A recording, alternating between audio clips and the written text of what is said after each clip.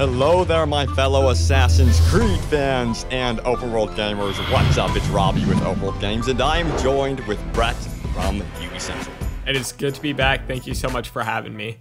And holy cow, we have a ton of Assassin's Creed Syndicate news thanks to Gamescom 2015. We had a brand new demonstration. Tell us a little bit more about it.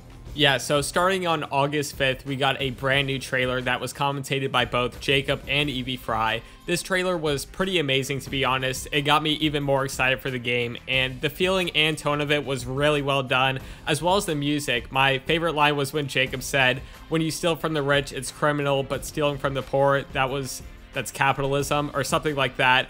This was also the first gameplay trailer we've gotten of Evie, so that was just really nice to see. Yeah, and you know, we finally got to see some Evie Fry gameplay from Gamescom, and it honestly felt like it has been forever since we have been waiting for this gameplay. But anyways, Ubisoft uploaded a 10-minute walkthrough, and you can watch that by following it in the description below. I will have a link to that. But it all took place during nighttime, and you guys know that we love nighttime gameplay, especially from Assassin's Creed games.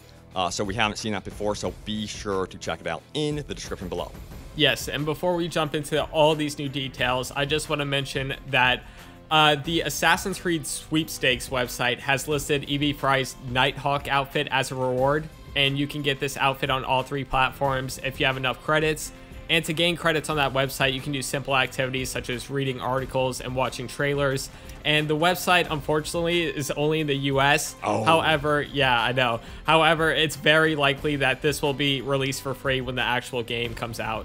So hopefully they do that for anyone overseas, and we will keep you guys up to date when that actually happens, and hopefully it does. Alright, so back to the gameplay walkthrough, we actually saw that we can now ride on moving boats. Unfortunately, there's no confirmation that we can drive in them or even do mini games, which, like, I would really love that about Assassin's Creed 4, how you can just do, like, go underwater and do activities, explore. Yeah, that was really cool, and yeah, I really liked how in Watch Dogs you could drive boats as well. But we don't know if that's confirmed or not, so hopefully there is some mini games you can do instead of just riding on a boat, or hopefully you can interact with pedestrians as well. Yeah, my thought on that is I think it's just going to be something you hop on, and they're going to use it like as a parkour platform, and that's it, you know? But also there were some new side missions confirmed. You will be able to rob trains and then also steal cargo. Now, I'm curious about the stealing cargo thing. I'm not too sure what that involves. If that's going to involve boats, if it's going to involve carriages or something, but the robbing trains one sounds so badass. I'm really wanting to see them go all out with the trains. Now, back to the Evie Fry walkthrough, we saw an actual leveling system in action. You'll notice it to the lower left. He was level 6, I believe.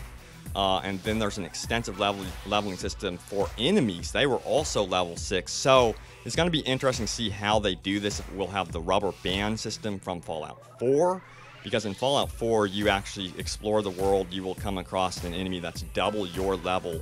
And then you're going to have to upgrade your character to really confront that enemy. So maybe that will make it into Assassin's Creed. That would be very, very interesting. But more and more, the whole franchise is becoming an RPG as we go.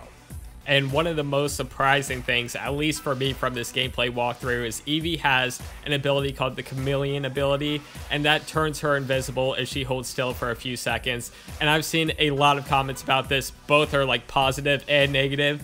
On one hand, it seems like it's a really good feature and adds a new dynamic to the game, but on the other hand, it could be like very overpowered. So it'll be interesting to see how Ubisoft handles this ability. It's so weird. Yeah, I know. That's like my response. I don't know what to make of it, but I don't know. It looks pretty cool, though. I mean, we'll see how it works, but I was not expecting that at all. You know, and then I remember Assassin's Creed Unity introduced where you can actually change outfits on the fly, remember? That was also really strange. I mean, I would think that they would have something where you go in the world to change your outfit, like some sort of locker or closet that you could stumble into. So maybe it's connected to a piece of Eden. I'm not too sure. That's what I'm hoping. Yeah, and I've seen comments about it saying it could be like the Animus, like a glitch in the Animus that causes her to do it. But I just want to mention that you don't get this right at the beginning of the game. It's unlocked, so you don't have to get this feature if you think it's overpowered or too like unrealistic. So it's up to you if you want to get it or not.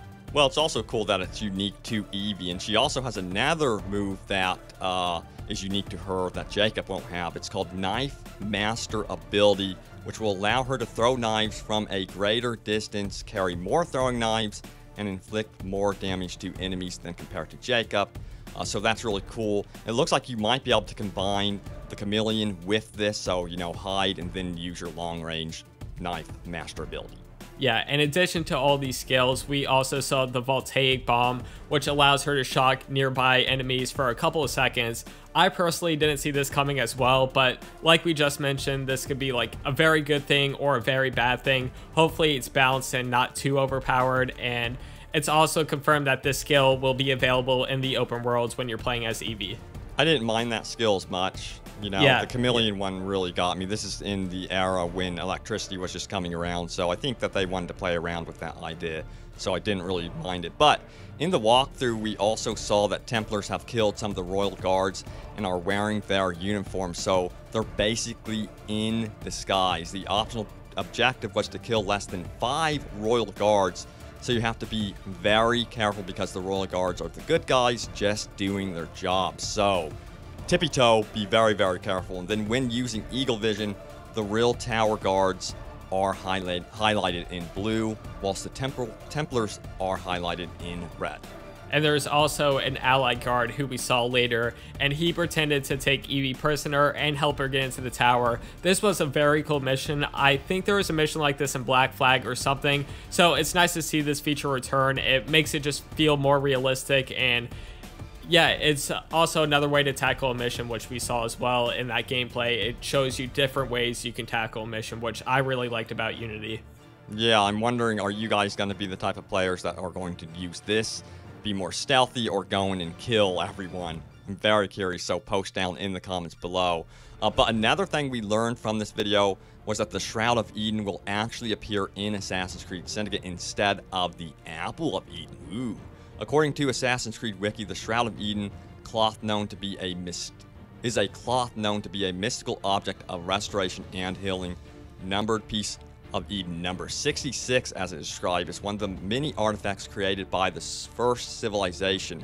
Hopefully we'll learn more about it through the modern day portion soon, because it sounds very, very interesting, and it just really extends that lore even more. So we learned a ton about just a lot of gameplay features from this walkthrough, and I just want to know, what were your thoughts on it overall? My thoughts on it was, I really love the idea of this black box mission structure. I think that is so important to replayability. So you can go into these missions and play it in any way you want, really. I'm the type of player that will go in and stumble around. That's just how I play Assassin's Creed games. I've always played them that way. I will get into combat. You will see. I want to use the cane sword, so that's something I will definitely use for sure. But I really like the option of unlocking allies to help you out. That's the big thing, and I loved the nighttime. I was so thrilled to see the nighttime. What about you? Yeah, same. For the night, like, I really wanted to see like some nighttime gameplay. We haven't seen it before, and we finally got that. And on top of it, it was Eevee gameplay, which we've been waiting forever. So it was really nice that we got that. My only complaint is seeing that bald guy, because we've seen this bald guy, like, do you know the bald guy I'm talking about? He's in all the gameplay trailers. I don't like him. That's my only complaint. Yeah, he's like, I hate his face, but that's the only issue I had. Brett is going to be assassinating this dude. I think, yeah, no, he's an enemy and an ally. Like, okay, his character model is everywhere. Well, maybe you'll get to kill him, so. Yeah, I know. I will kill him. Trust me. So we also got some more information coming from IGN about Assassin's Creed Syndicate. So when you die or desync during a black box mission, you won't restart from the beginning, but near where you left off at. Yeah, that's really good, because in past Assassin's Creed games, like, if you failed a mission, you would have to restart at the beginning, and it was just like, I just did all That this. I don't want to do it again. Nice. Yes, Yeah, that's it so really is nice. And then another thing we learned is the hallucinogenic darts can also be thrown at horses, where when the animal is hit by this type of dart, it will freak them out and they can trample enemies to death. I don't know why IGN posted this, but I mean... WTF. Yeah, it's a fun fact. PETA. Yeah, fun fact. So yeah, you can do that if you don't like horses or whatever. Wow, the cruelty. They're really going after the horses in this game. What is wrong with Ubisoft? It was in the cinematic trailer too when they released it. Horses like went off the bridge. They really do hate horses. So now that we got all of that information out of the way, yesterday the Assassin's Creed Twitter did a Q&A, and this beautiful person by the name of UbiCentral asked Assassin's Creed, how will we switch between the main characters and the open worlds? So vain. Yeah, I know. Assassin's Creed then responded to this handsome man by stating, in the open world, it is a simple one-button press in the start menu. Now, I'm curious if he actually meant the pause menu or the start menu, because when I think of a start menu, it's generally the main screen you see when you launch the game, while the pause menu is like, you know, pushing start on your controller. So I'm hoping he meant like the pause menu, because that would be way simpler to get to instead of just going like exiting out of the game and going to that main menu. So I think he did mean the pause menu, but yeah. Yeah. And then also, you know, Slick Gamers asked, how big is the map in Assassin's Creed Syndicate? So we already knew it was about 30% larger than the, larger according to Kotoka, excuse me. But Assassin's Creed basically confirmed that again by saying it's bigger city. It's the biggest city we've ever built for Assassin's Creed. It's not only big, but there are many boroughs to explore and conquer. And the last question was, what piece of Eden are we going to see in Syndicate? And we talked about this earlier, but the response was this, the Shroud of Eden. And they don't want to spoil too much, but it's a big part of the game. Like we said before, this just makes us even more interested in the modern day. And hopefully we don't have to wait too long to find out what this fuss is all about. So much news. Yes, Crazy. a ton of news. Yeah, so I hope you guys really enjoyed this episode about Assassin's Creed Syndicate. But that's all the information we gathered from Gamescom. Look forward to more Assassin's Creed Syndicate coverage right here on Open World Games. And of course, check out Brett from UbiCentral. This game is shaping up to be something really, really special. It's gotten better and better looking as they have shown it. But post your comments down below what you guys think about Assassin's Creed Syndicate. Do you think you will dive in and get this game this year? And as always, thanks for watching, guys. And Brett, say goodbye to everyone. Goodbye, everyone. I love you. Bye.